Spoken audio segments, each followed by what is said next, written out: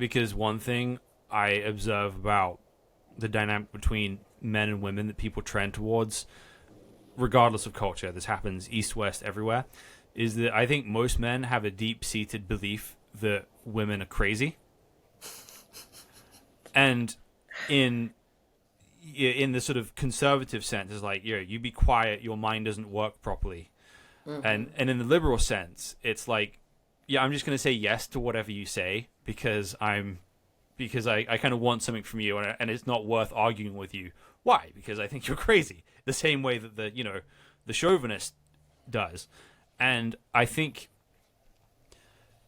as a Christian, one thing that I've kind of been forced into is a framework that men and women are equal but different, and that God has created men and women with minds that work differently.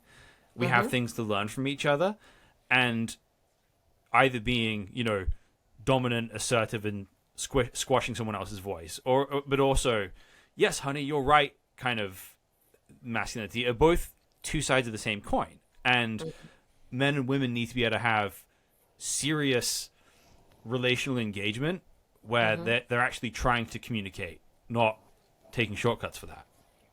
I totally agree with you, James. And in a way, because in the Muslim world, also divorce rates are going up. They're rising up and very fast.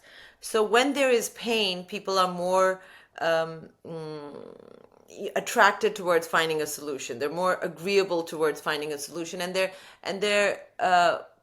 they have a reason to now maybe shift from the way they used to think and the way things work, because obviously they're not working.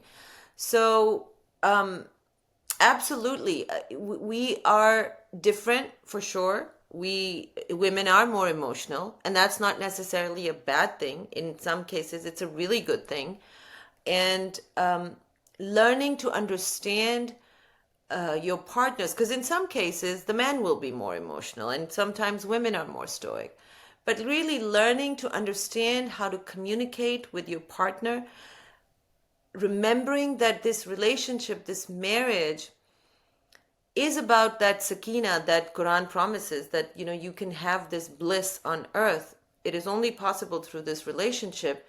But ultimately, a marriage is a tool or a vehicle that should bring you closer to God individually and both as a couple.